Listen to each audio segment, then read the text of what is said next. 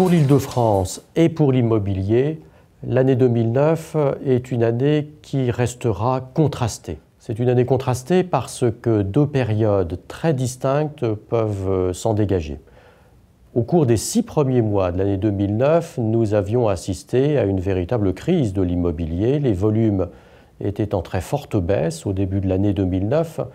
40% de ventes en moins au cours de ces 6 premiers mois par rapport à la période identique de 2008. Et les prix baissaient également sur un rythme annuel d'environ 10%. Le deuxième semestre 2009 est au contraire un semestre d'atterrissage. Les volumes sont restés stationnaires, les prix ont même eu tendance à légèrement augmenter au cours des mois de juillet à décembre inclus, de telle sorte que les prévisions que nous avions pu faire il y a un an pour l'année 2009 se sont révélées exactes.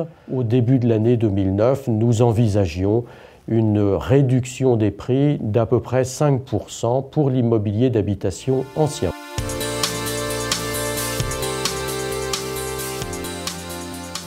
Le nombre de ventes en Île-de-France pour les biens à usage d'habitation anciens a diminué. Pour Paris Intramuros, la baisse a été de 7%. La baisse est plus importante pour les biens à usage d'habitation anciens en petite couronne ou en grande couronne, moins 13,9% pour les biens en première couronne et moins 12,5% pour les biens situés en grande couronne. Une différence par rapport à Paris Intramuros, en revanche, concerne l'immobilier neuf, de telle sorte que pour l'Île-de-France dans son ensemble, en 2009, 12% de progression ont été constatés pour les ventes de biens à usage d'habitation neufs, ce qui s'explique par le très grand succès de mesures fiscales telles que le prêt à taux zéro qui a été doublé ou surtout telles que la loi Sellier qui permet à des investisseurs d'acheter des appartements neufs pour les donner en location. La baisse est très importante. Pour Paris Intramuros, moins 29,5%, mais ce chiffre n'est pas significatif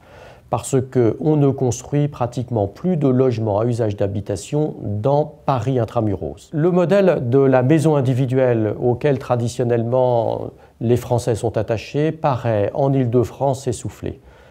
En petite couronne, il s'est vendu 8% de maisons en moins en 2009 par rapport à 2008.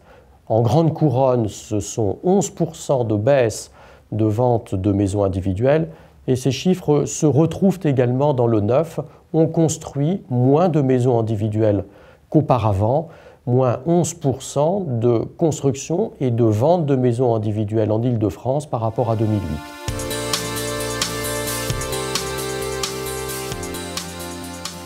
En 2009, les prix des appartements anciens ont diminué. Ils ont diminué de 4,5%, avec des pourcentages légèrement différents en fonction des localisations. Elle est légèrement moindre pour Paris Intramuros, moins 3,9%.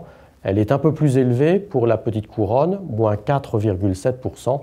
Et elle est un peu plus importante pour la grande couronne, moins 5,3%. Actuellement, dans Paris, l'arrondissement le plus cher, c'est le 6e arrondissement, suivi du 4e arrondissement, le 7e arrondissement, qui était traditionnellement l'arrondissement onéreux de la capitale, vient maintenant en 3e place. À l'opposé, les arrondissements les moins onéreux, ceux dans lesquels les appartements restent éventuellement abordables, sont le 19e arrondissement, suivi du 20e, puis du 18e.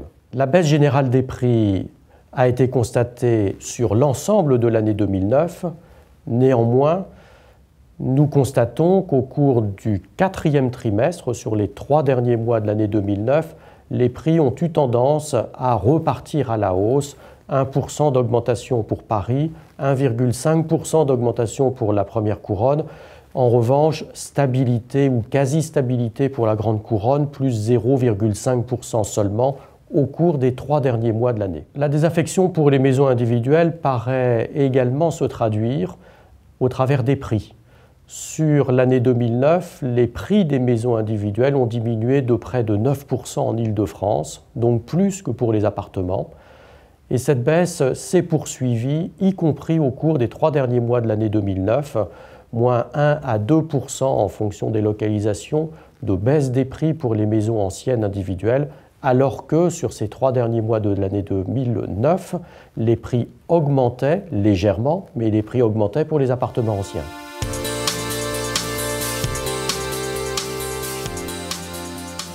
Que peut-on envisager pour 2010 ? L'activité économique de notre pays ne paraît pas être sortie totalement de la crise. Le chômage continue d'augmenter, mais pour autant, on peut envisager pour 2010 une stabilité des prix qui ne devraient ni augmenter ni diminuer pour les appartements et les maisons anciennes, et très légère augmentation du nombre de transactions. Pourquoi ce relatif optimisme ?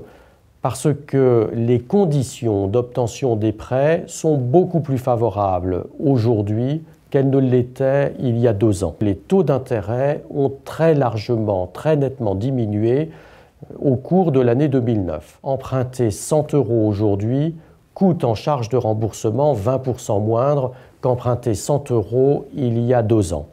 D'autre part, les prix ont été diminués de 5% dans le courant de l'année 2009, ce qui signifie par conséquent qu'à budget identique, un ménage peut acquérir un appartement plus grand qu'il ne pouvait le faire il y a 2 ans. Nous pouvons néanmoins et actuellement avoir une inquiétude pour les prochains mois qui porte sur le nombre de programmes neufs d'appartements ou de maisons. Au cours de 2009, peu de mises en chantier ont été constatées, de telle sorte que nous pourrions regretter qu'au cours des prochains mois, sur le marché apparaissent moins d'appartements ou de maisons neuves qui pourtant répondent à des qualités, des normes de qualité qui sont recherchées par les ménages. Ce sont les normes haute qualité environnementale, les normes bâtiments basse consommation qui permettent aux occupants de ces logements de faire des économies très sensibles sur leur utilisation. Ces bâtiments sont moins gourmands en énergie pour permettre d'en assurer le chauffage. Les logements neufs sont recherchés à la fois par leurs occupants, mais aussi par les investisseurs. La loi Sellier en 2010 continue à s'appliquer. C'est cette mesure qui permet à un ménage de faire l'acquisition d'un logement neuf pour le donner en location tout en bénéficiant d'économies d'impôts importantes.